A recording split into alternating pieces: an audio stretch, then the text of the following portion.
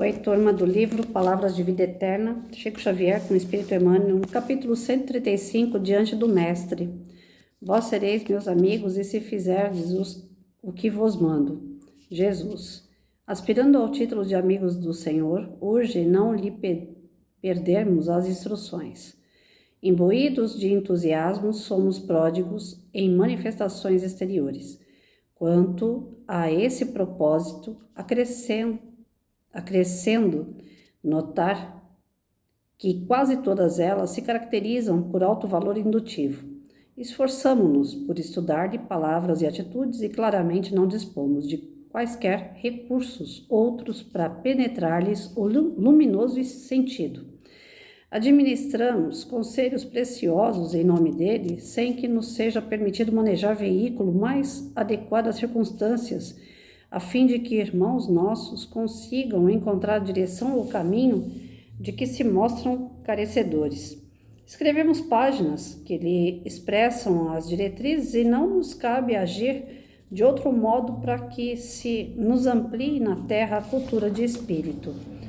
Levantamos tribunas em que lhe retratamos o ensino pelo verbo bem posto, sendo necessário que assim procedamos difundindo esclarecimentos edificantes que nos favoreçam a educação dos sentimentos.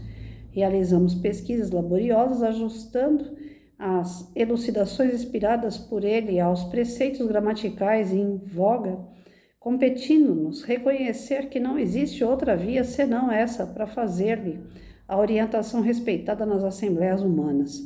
Entretanto, isso não basta. Ele mesmo não se limitou a induzir. Demonstrando a própria união com o eterno bem, consagrou-se a substancializá-lo na construção do bem de todos. Em verdade, podemos reverenciar o Cristo aqui e ali, dessa ou daquela forma, resultando invariavelmente alguma vantagem de semelhante norma externa, mas para sabermos como usufruir-lhe, a sublime intimidade, é forçoso lhe ouçamos a afirmação categórica: vós sereis meus amigos se fizerdes o que vos mando. Então, se a gente quer estar apto para falar de Jesus, se a gente quer dizer que é irmão de Jesus, lógico que a gente tem que alcançar um pouco do que ele foi, né? Do que ele é, do que ele representa para nós. É muito complicado as religiões em si, elas falam tanto, né? Nosso irmão Jesus, nosso mestre Jesus, falam. As pessoas falam, mas não agem de acordo, né? Eu fico imaginando assim, longe de me comparar, mas pensa, se coloca um pouquinho no lugar de Cristo, um segundo no lugar de Cristo. Pensa, você é um espírito puro, um espírito que não tem necessidade de reencarnar, não tem necessidade da carne, é um espírito de luz. Você pega uma missão, vem num planeta onde as pessoas estão se degladiando, se matam, como até hoje fazem isso, pessoas se matam. Essa semana nós perdemos 2 policiais militares, perdemos policial civil, perdemos GCMs, tudo por violência, porque um acha que pode, que tem o poder de matar o outro. As pessoas se acham deuses. Aí vem Jesus nesse planeta doido, para poder ensinar algo que para ele é sublime, é o maior sentimento de todos, o amor.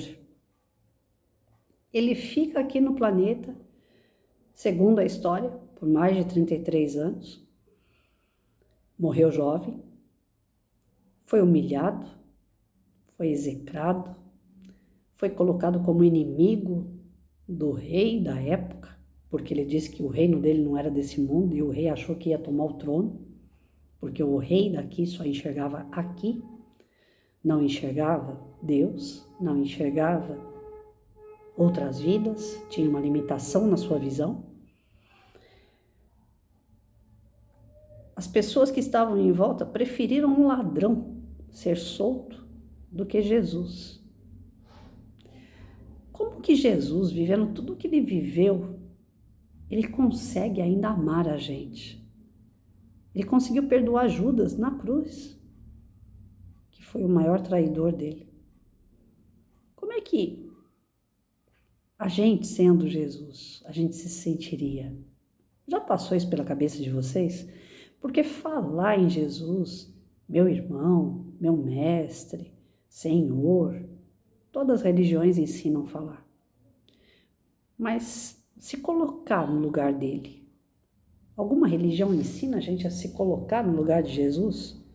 Será que, se fosse com a gente aceitaria essa missão doida de passar pelo sofrimento da carne, pela humilhação moral, sendo um espírito superior, sendo um espírito puro?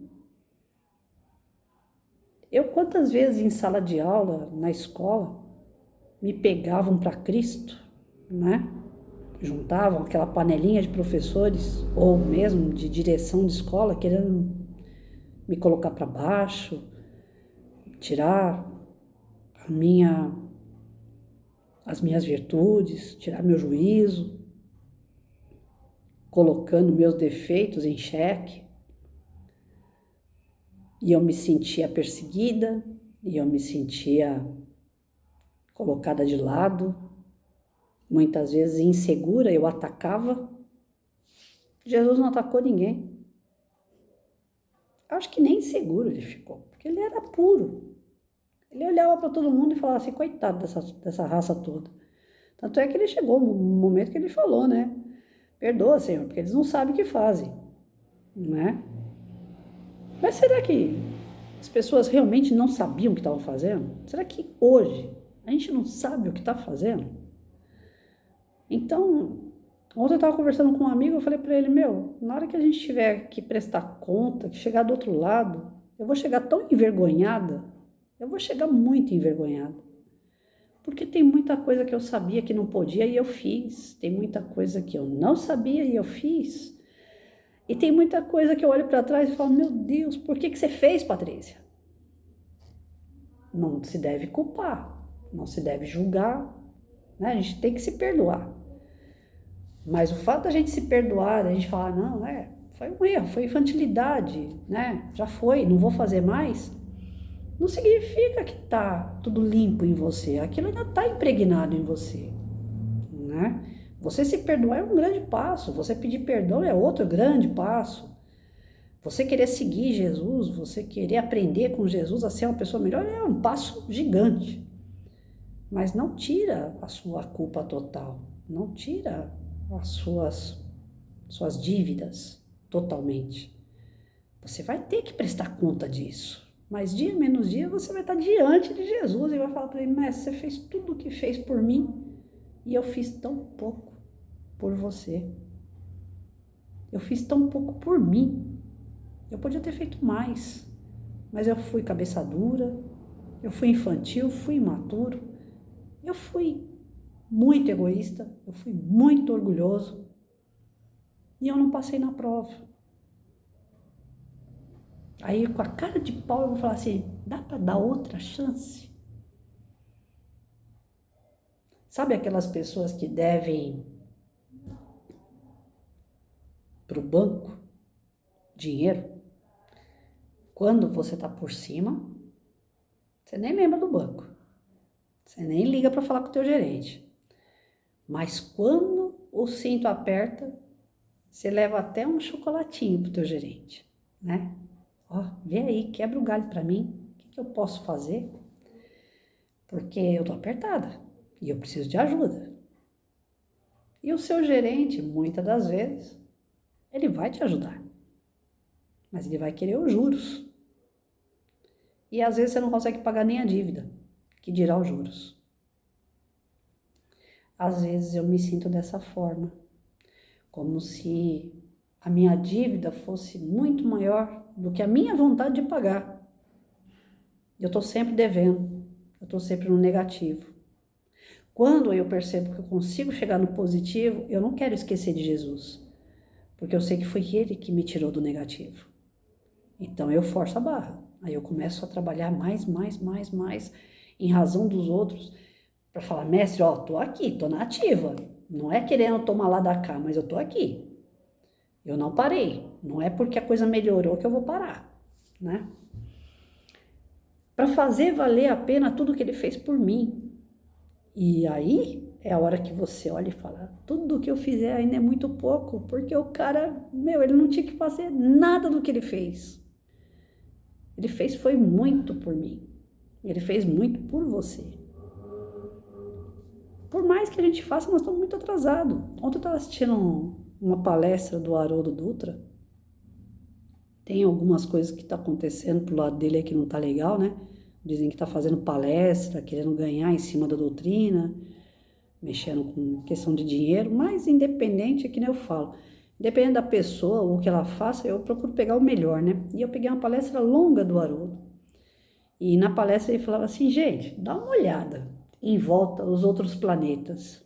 Vocês conseguem enxergar alguma coisa? Vocês estão vendo carne em algum lugar? Não, o único planeta que tem encarnado somos nós.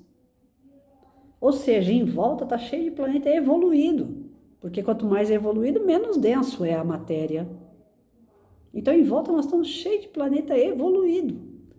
Nós somos a exceção, nós estamos atrasados, nós estamos na carne ainda. Estamos passando por uma transição planetária, estamos mudando de prova e expiação para regeneração? Sim. Mas é uma mudança tão lenta que nós estamos atrasados. Nós estamos na carne. E se a gente olhar em volta, não tem carne. Os outros planetas não têm carne. Ninguém está encarnado. Quem está na prova e expiação somos nós. Aí perguntaram para ele, e o umbral, né? Como é que é o umbral? Ele falou, o umbral já é aqui, é a ponta do planeta. Nós já vivemos o umbral. Existem vários tipos de ambiente no umbral. E nós estamos em um. A Terra é um planeta atrasado. E o que vai ser mandado, o planeta Quiron, né, que a gente tinha feito os estudos, segundo os estudos que nós fizemos, é Quiron, o nome do outro planeta, aonde vai voltar, né, o primitivismo. Ele está aguardando ser montado para a gente ir para lá. Aqueles que não alcançarem a evolução espiritual. Nós estamos atrasados. Precisamos correr contra o tempo. Senão é para lá que nós vamos. E pela inteligência que a gente alcançou, segundo o Haroldo ontem estava falando, né? Nós alcançamos a inteligência de fazer fogo, né? De entender a natureza, os ciclos. Nós vamos lá para o Quiron para poder ensinar aqueles que ainda estão sendo criados. Espíritos bem perfeitos. Muito mais do que nós. É isso que nós vamos fazer?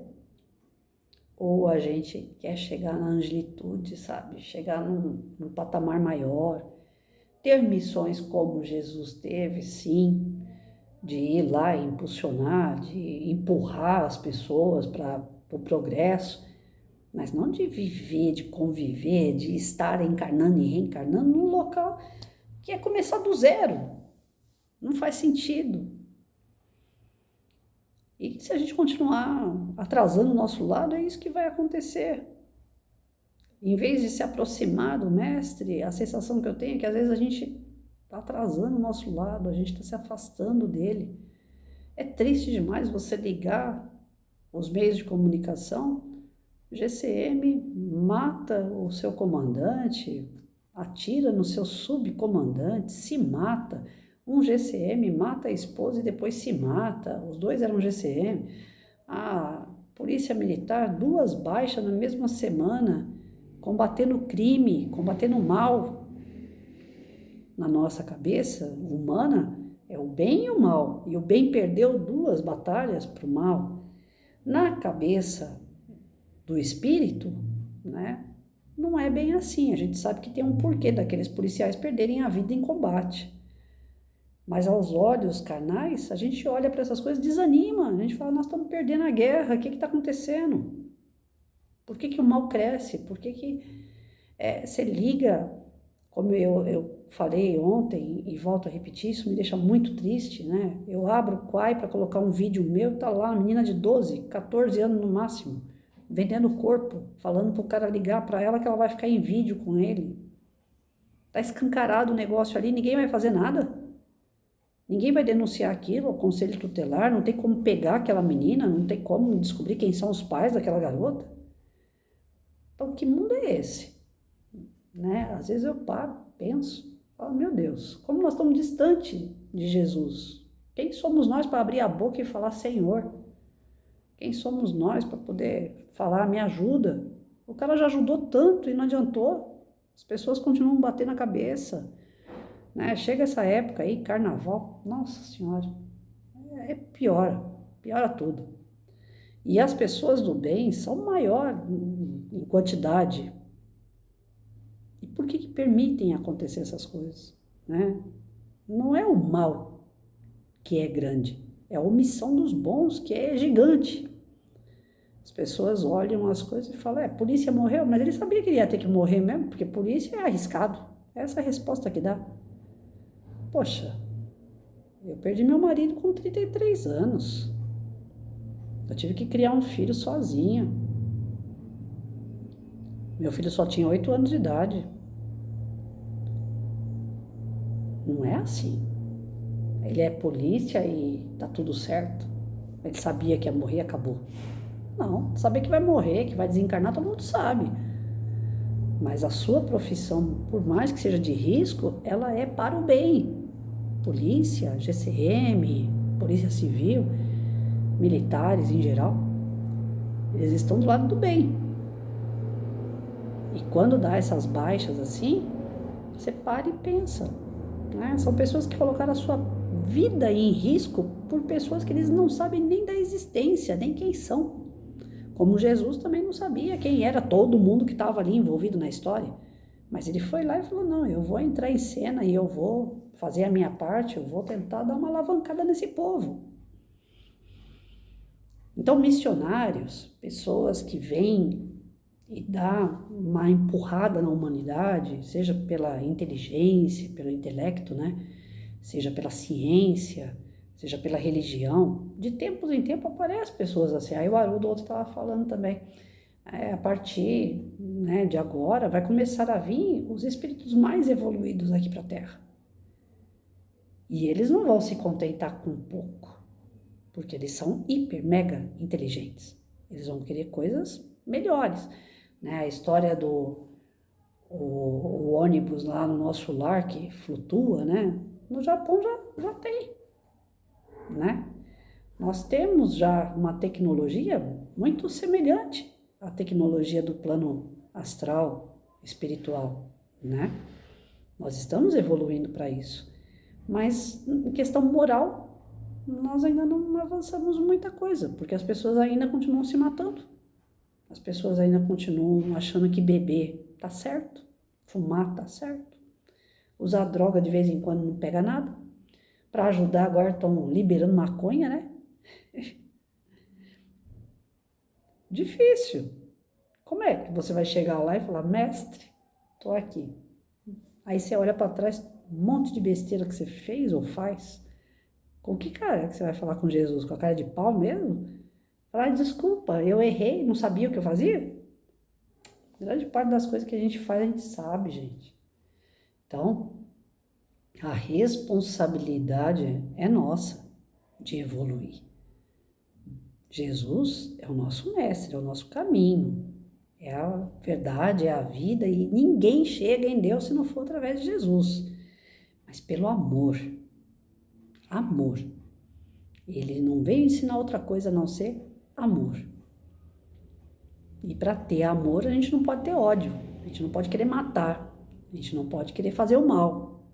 O amor, ele é sublime, ele é angelical, ele é maravilhoso. Algumas poucas vezes eu consegui sentir esse amor despretensioso que você faz de coração, com ânimo, com vontade, independente do resultado que aquilo vai dar. Você faz. Ah, mas e o outro? Ah, o outro não me interessa, interessa que eu tô bem, eu tô fazendo. Esse amor, ele é sublime, ele preenche a gente, ele dá uma alegria, uma felicidade tão grande. Mas não é sempre que acontece, porque a gente, enquanto humano, a gente se deixa bater por coisas humanas, por coisas que deveriam ter sido superadas já há muito tempo e não foram. A gente continua em erro. Então, diante de Jesus, nós temos que nos vigiar hoje para não passar vergonha amanhã. Ele fez toda a parte e muito além. Quem não está fazendo somos nós.